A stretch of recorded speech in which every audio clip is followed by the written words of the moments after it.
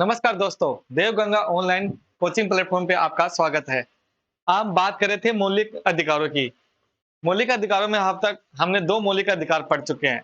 एक तो समानता का अधिकार प्लस दूसरा है स्वतंत्रता का अधिकार। तीसरे मौलिक अधिकार की हम बात करते हैं। तीसरा कौन-सा है? शोषण के विरुद्ध अधिकार। शोषण के विरुद्ध अधिकार। कितने अनुच्छेद है इसमें? इसमें अनुच्छेद है 23 से 24, 2 अनुच्छेद है। ध्यान दो, बात करते हैं हम शोषण के विरुद्ध अधिकार। कितने अधिकार? 23 से 24। बात करते हैं अगर हम अनुच्छेद 23 की। अनुच्छेद 23। 23 में क्या लिखा है? 23 में लिखा है कि दुर्व्यापार, मानव का दुर्व्यापार और प्लस बलात्श्रम। बलात्श्रम मतलब मानव का, इसे हम कह सकते हैं कि मानव का व्यापार और जैसी हमारे देश में प्रथा थी, बेगार प्रथा, सागड़ी प्रथा, ऐसी प्रथाओं पर रोक। हम बात करते हैं मानव का दुर्व्यापार व बलात्श्रम पर प्रतिबंध।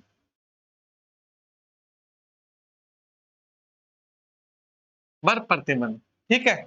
अब इसी में अगर हम बात करें आगे, जैसे देखो मानव का व्यापार या बलात्श्रम, कई बार यहाँ पर हम लिख सकते हैं मानव का व्यापार।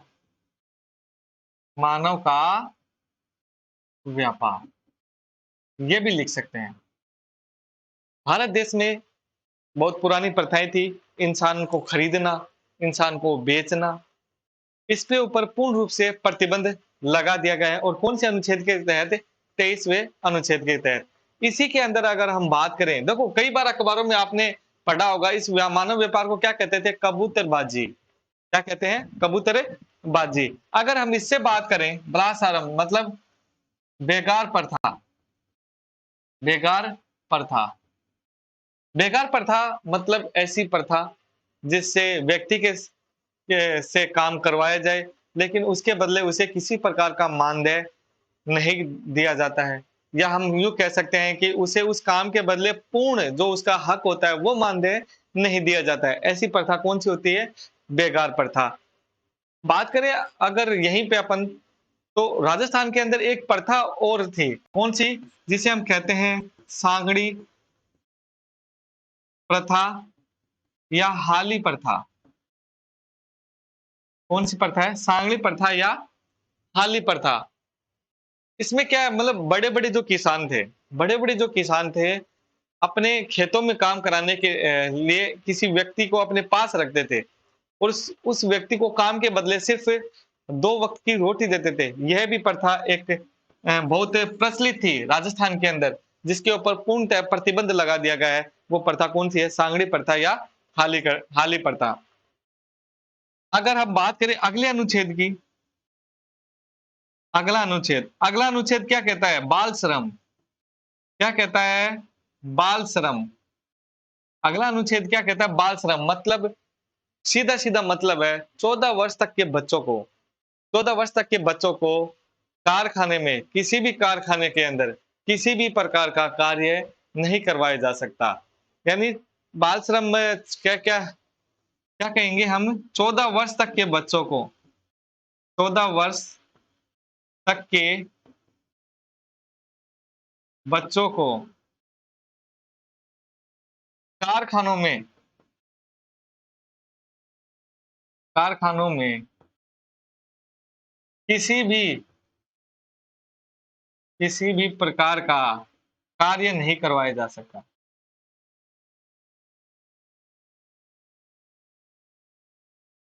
जा सकता, इस बात का ध्यान रखना। संविधान के अंदर तो अनुच्छेद 24 में ये लिखा है कि खतरनाक काम नहीं करवा सकते कारखाने के अंदर, लेकिन अगर हम देखें तो 14 वर्ष तक के बच्चों को किसी भी प्रकार का कार्य नहीं कर, जैसे अगर हम बात करें कारखानों की नहीं, हम उनको होटलों में, रेस्टोरेंटों में इनमें भी हम इवन काम नहीं करवा सकते 14 वर्ष तक के बच्चों को। ये लिखा है दोनों अनुच्छेदों में, 23 और 24। 23 में क्या लिखा है? मानव का व्यापार और बेगार प्रथा या सागड़ी प्रथा जैसी प्रथाओं के ऊपर प्रतिबंध लगाना, पूर्ण रूप से प्रतिबंध लगाना। 24 में लिखा है 14 वर्ष तक के बच्चों को किसी भी प्रकार का कार्य कारखानों में हो या होटलों में हो या रेस्टोरेंट में, किसी प्रकार का कार्य नहीं करवाया जा सकता। ये तो बात होती है शोषण के विरुद्ध अधिकारों की, अनुच्छेद 23 और 24। अब हम बात करते हैं अगले अनुच्छेद की, जो चौथे पे क्या है? धार्मिक स्वतंत्रता। धार्मिक स्वतंत्रता का अधिकार, ये है धार्मिक स्वतंत्रता का अधिकार। और ये कितने अनुच्छेद हैं? 25 से 28। कितने अनुच्छेद है? 25 से 28। धार्मिक स्वतंत्रता का अधिकार। बात करते हैं हम अनुच्छेद 25 की। अनुच्छेद 25 में क्या लिखा है? अनुच्छेद 25 में लिखा अंतःकरण की स्वतंत्रता। अंतःकरण की स्वतंत्रता मतलब नागरिक यानी व्यक्ति अपने धर्म में किसी भी प्रकार का प्रचार प्रसार कर सकता है, या प्रचार प्रसार मतलब शांतिपूर्ण तरीके से, या फिर व्यक्ति किसी भी धर्म को अपना सकता है और उस धर्म को भी शांतिपूर्ण रूप से क्या कर सकता है? प्रचार प्रसार कर सकता है। ये कहाँ लिखा है? अनुच्छेद 25 के अंदर लिखे अंतःकरण करण की स्वतंत्रता। इसमें अगर हम लिखें कि व्यक्ति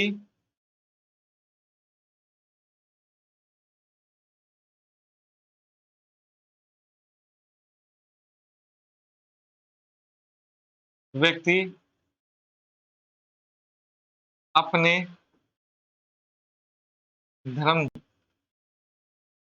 का शांति पूर्ण तरीके से प्रचार प्रसार कर सकता है।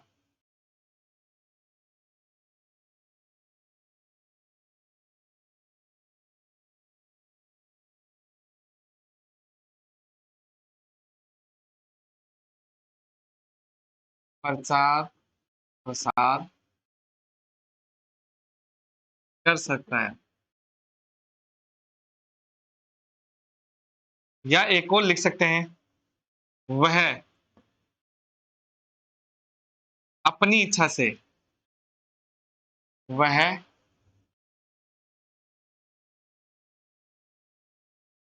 अपनी इच्छा से किसी भी धर्म को अपना सकता है।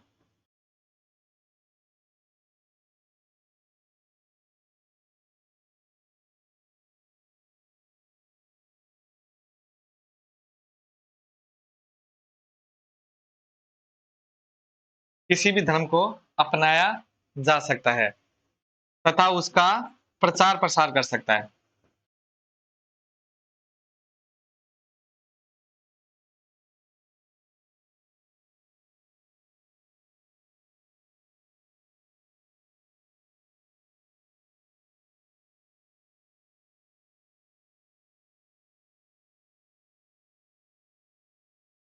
कर सकता है।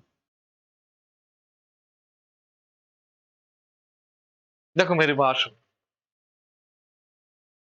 अंतःकरण की स्वतंत्रता, व्यक्ति अपने धर्म को शांतिपूर्ण तरीके से क्या कर सकता है? प्रचार प्रसार कर सकता है, या वह अपनी इच्छा के अनुसार किसी भी धर्म को अपना सकता है और उसका प्रचार प्रसार कर सकता है। एक बात और ध्यान देना, अगर इसी बात में वो लिखी है कि उस व्यक्ति को अगर किसी तरह का प्रलोभन दिया गया हो या दबाव में किसी धर्म के लिए अपनाया जाता है तो वह निषेध माना जाएगा।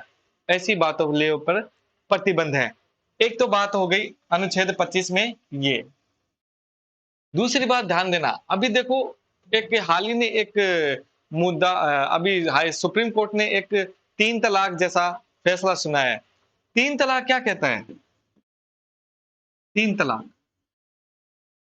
क्या कहता है? 3 तलाक, 3 तलाक ये कहता है कि इस्लाम धर्म में महिलाओं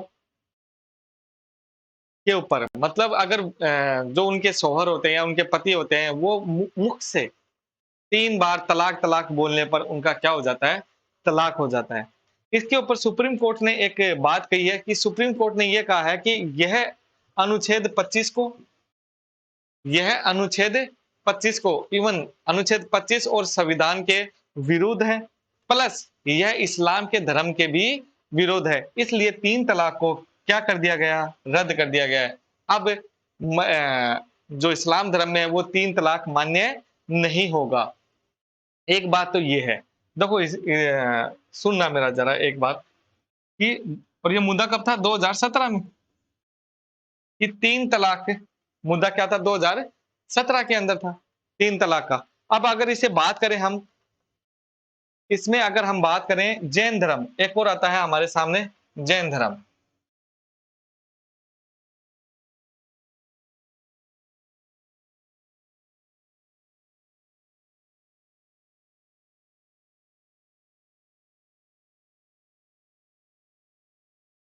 हाँ,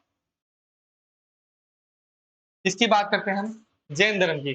जैन धर्म में एक प्रचलित प्रथा है, कौन-सी? संथारा। संथारा प्रथा। इसके बारे में तो आप लोगों ने पढ़ा होगा, सुना होगा। यह एक ऐसी प्रथा है जिससे मोक्ष प्राप्त जैन धर्म के अंदर मोक्ष प्राप्त करने की प्रथा है। मतलब कोई बुजुर्ग व्यक्ति उसे लगता है कि अब मुझे मोक्ष की तरफ कदम उठाना है, तो वह इस प्रथा के थ्रू खाना-पीना सब कुछ त्याग देता है और अपने प्राण निछावर कर देता है। ये इवन अगर हम बात करें ये जो प्रथा अगर बात करें अनुच्छेद 21 की, अनुच्छेद 21 में क्या लिखा है? जीवन जीने का अधिकार। जीवन जीने का अधिकार। अनुच्छेद 21 क्या कहता है? जीवन जीने का अधिकार। लेकिन साथ में ही अनुच्छेद 25 क्या कहता है? 25 ये कहता है कि व्यक्ति अपने धर्म में, धर्म के अनुसार उसकी जो आस्था है और उसके धर्म में जो मान्यता है वह भी अपना सकता है। तो इस संथारा प्रथा के अनुसार सुप्रीम कोर्ट, इसके खिलाफ भी लोग सुप्रीम कोर्ट में गए थे, लेकिन सुप्रीम कोर्ट ने यह कहा कि यह एक आस्था का विषय है और यह संविधान में किसी भी प्रकार का अवरोध नहीं करता है। इसलिए इस संतारा प्रथा को जैन धर्म के लिए मान्य रखा गया है और आज भी संतारा प्रथा जैन धर्म में लागू रखी है। आज भी संतारा प्रथा क्या है? जैन धर्म में लागू है। इस बात के ऊपर ध्यान देना। अगर हम बात करें आगे अनुच्छेद 26 की, अनुच्छेद 26 क्या कहता है? अनुच्छेद 26 क्या कहता है कि प्रत्येक व्यक्ति को अपनी धार्मिक संस्थाओं पर प्रबंधन करना। प्रत्येक व्यक्ति अपनी धार्मिक संस्थाओं का क्या करता है?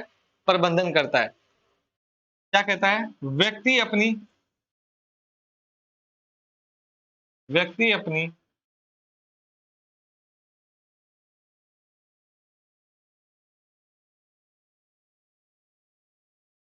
अपनी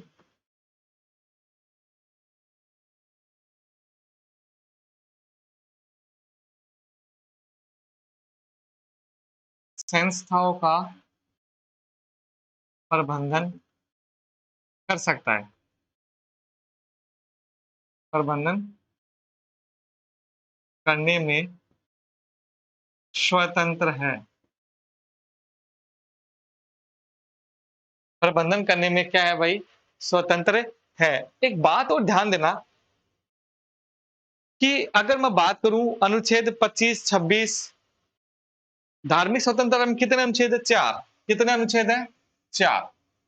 अगर हम बात करें इन चारों के अंदर, देखो ये एक इनके ऊपर कुछ नियम भी लागू किए गए हैं। लागू क्या किया गया है कि अगर सदाचार सदाचार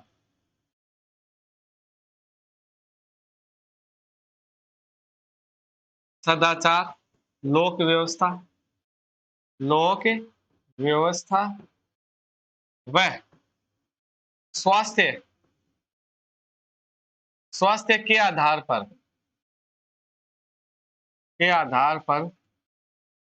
इन पर स्वास्थ्य के आधार पर इन पर प्रतिबंध लगाया जा सकता है। ये अभी आरएस एग्जाम में पूछा गया है। क्या पूछा गया है कि अ, अनुच्छेद धार्मिक स्वतंत्रता के आधार पर निम्न में से कौन को मतलब आधार के ऊपर प्रतिबंध लगाया जा सकता है? तो ये 3 नहीं है, प्रतिबंध लगाना नहीं है। तो ये तो दे रखा था सदाचार, लोक व्यवस्था और स्वास्थ्य, ये 3 दे रखे, इवन चौथा दूसरा था, तो आंसर क्या होता है? दूसरा होता है। अब देना मेरी बात सुनो, एक यहाँ पे आ गया, व्यक्ति अपनी धार्मिक संस्थाओं का प्रबंधन करने में स्वतंत्र है। ठीक है, यहाँ तक। अब अगर हम बात करें इवन कि एक हाल ही में आपने सुना होगा तृप्ति देसाई का एक क्या बोलते हैं हम उसे प्रचार, या तृप्ति देसाई है नाम उनका। अभी हमने सबरीमाला विवाद सुना था कुछ सालों पहले। अभी सबरीमाला विवाद हुआ था कि मंदिरों में महिलाओं को नहीं दिया, प्रवेश नहीं नहीं कर सकते, और इवन कई मंदिर ऐसे हैं कि जहाँ पे महिलाओं को प्रवेश वर्जित है। तो तृप्ति देसाई अपने संगठन, इसका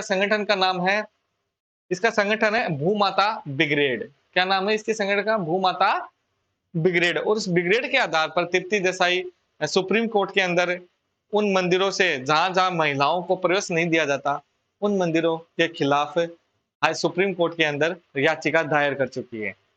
अ, और वो सुनवाई चल रही है। अब हम बात करते हैं अनुच्छेद 27 की। अनुच्छेद 27 क्या कहता है?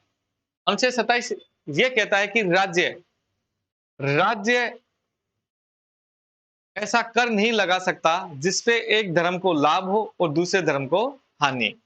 राज्य ऐसा कोई भी कर नहीं लगा सकता, राज्य ऐसा कोई भी कर नहीं लगा सकता जिससे एक धर्म को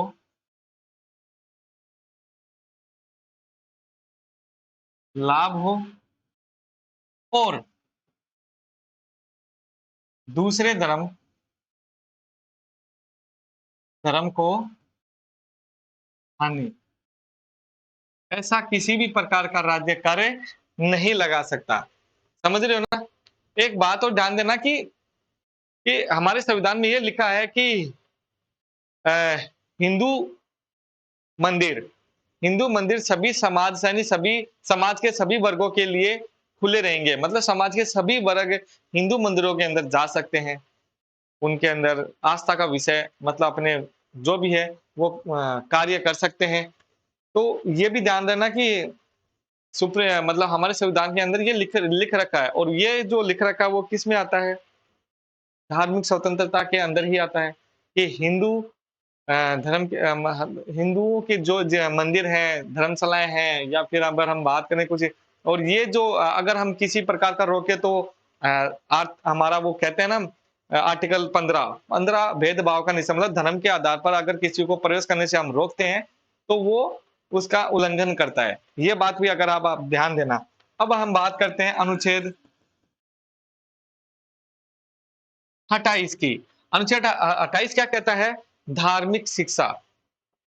अनुच्छेद 28 क्या कहता है कि सरकारी हो या निजी स्कूलों के अंदर, सरकारी या निजी स्कूलों के अंदर धार्मिक शिक्षा के ऊपर प्रतिबंध, धार्मिक शिक्षाओं के ऊपर प्रतिबंध। अनुच्छेद 28 क्या कहता है कि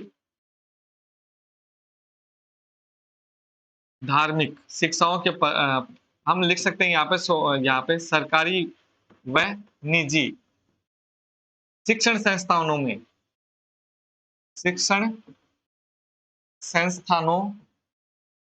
में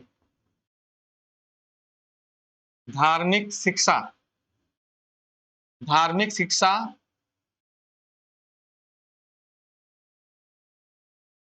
पर प्रतिबंध है।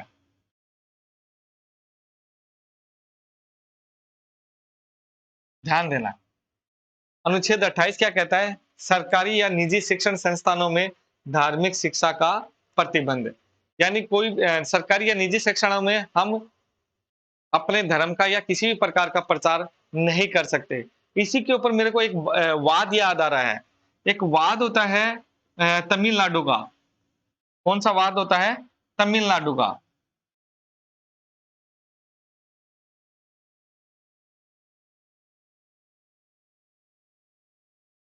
तमिलनाडु ये वाद होता है 2016 या 17 के अंदर।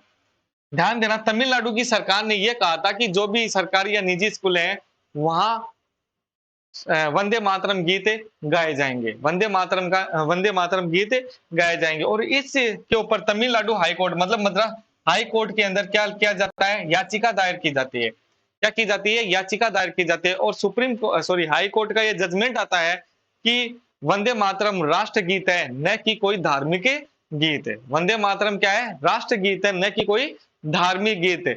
यही इसी की बात पे और एक और वाद आता है योगी जी का।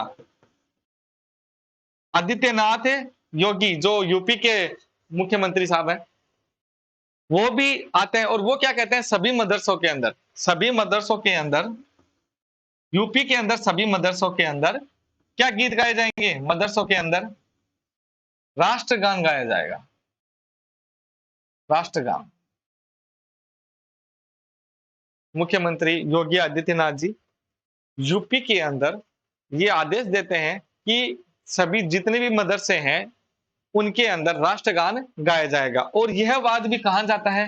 हाई कोर्ट के अंदर। कहां जाता है? हाई कोर्ट के अंदर। और जब हाई कोर्ट में आता है तो यही जजमेंट आता है, सेम यही आता है। हाई कोर्ट यह कहता है कि राष्ट्रगान कोई धार्मिक गीत नहीं है। राष्ट्रगान मतलब यह राष्ट्र का एक गान है, जनगण मन राष्ट्र का गान है और इसमें इसमें किसी प्रकार का धार्मिक औचित्य नहीं आता, तो यह मदरसों के अंदर गाया जा सकता है। यह जजमेंट आते हैं तमिलनाडु योगी सरकार की फेवर में और वो जजमेंट आता है तमिलनाडु सरकार की फेवर में। वंदे मातरम एक राष्ट्र गीत है और इसको स्कूलों में गाया जा सकता है। ये बात हो गई, हम बात कर लिए यहाँ पर अनुच्छेद 27-28 की, हमने बात कर ली धार्मिक स्वतंत्रता की। हम बात करते हैं अब आगे अपना जो 29-30 है, क्या शिक्षा व संस्कृति का अधिकार, उसकी और बातें कर लेते हैं अभी।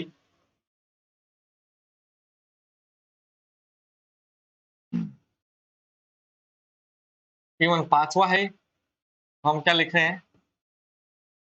शिक्षा व संस्कृति का अधिकार। शिक्षा व संस्कृति का अधिकार। और अनुच्छेद कितने इसमें? 2, 29 और 30। ध्यान देना, अभी हम आपको एक बात बताता हूं। अनुच्छेद 29, अनुच्छेद 29 क्या कहता है? अनुच्छेद 29 क्या कहता है? अनुच्छेद 29 ये कहता है कि अभी हमने धार्मिक स्वतंत्रता की बात की थी और अब हम बात करते हैं अनुच्छेद 29 में। अनुच्छेद 29 ये कहता है कि अल्पसंख्यक अपनी संस्कृति, अपनी शिक्षा को बचाए रखने के लिए, अपने धर्म या अपनी संस्कृति या को बचाए रखने के लिए क्या कर सकते हैं? वहाँ पे अपनी शिक्षा जारी कर सकते हैं, अपनी शिक्षा जारी कर सकते हैं। जैसे हम मदरसों में हम देखते हैं कि मदरसों में मुस्लिम समाज इस्लाम धर्म के बारे में बताया जाता है। वहाँ पे उर्दू भाषा शैली नहीं मतलब इस्लाम धर्म के बारे में सिखाया जाता है कि हमारा धर्म या हमारा धर्म किस प्रकार का है। ये आता है अनुच्छेद 29 के अंदर। 29 में क्या कहता है? अपनी भाषा, लिपि या संस्कृति को बनाए रखने के लिए रखने का अधिकार। हम क्या कर सकते हैं? अल्पसंख्यक अल्पसंख्यक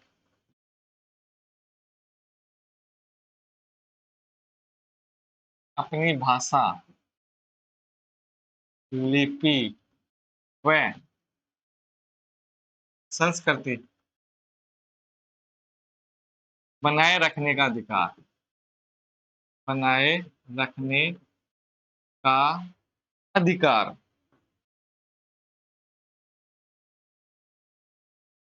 अधिकार, ये बात आती है अनुच्छेद 29 में। ये बात क्या आती है? अनुच्छेद 29 के अंदर।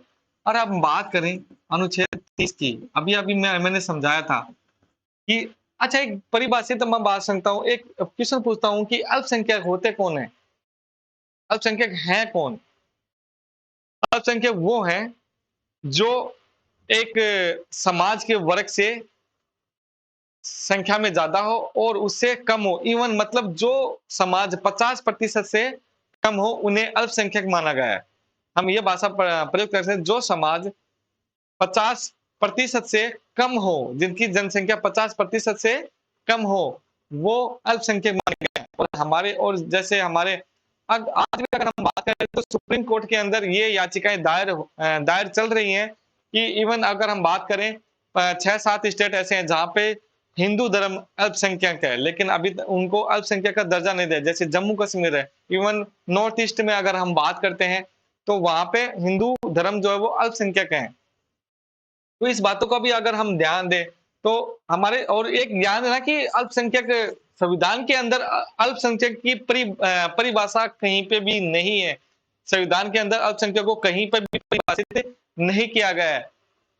सिर्फ 29 और 30 ही मौलिक अधिकार इनके बारे में प्रयुक्त करते हैं, बताते हैं कि अल्पसंख्यक, लेकिन ये नहीं बताया, उनको परिभाषित कहीं पर भी नहीं किया गया है। अगर क्वेश्चन आ जाए कि संविधान के अंदर अल्पसंख्यक को कहाँ परिभाषित किया गया है, अगर 29-30 आ जाए या कहीं नहीं, तो कहीं नहीं उत्तर आता है।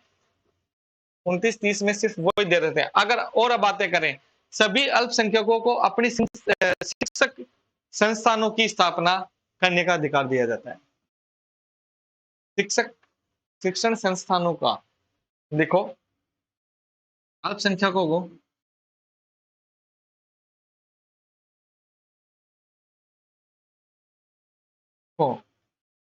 अपनी शिक्षण संस्था अपनी शिक्षण संस्थानों अपनी शिक्षण संस्थानों का स्थापना करने का अधिकार,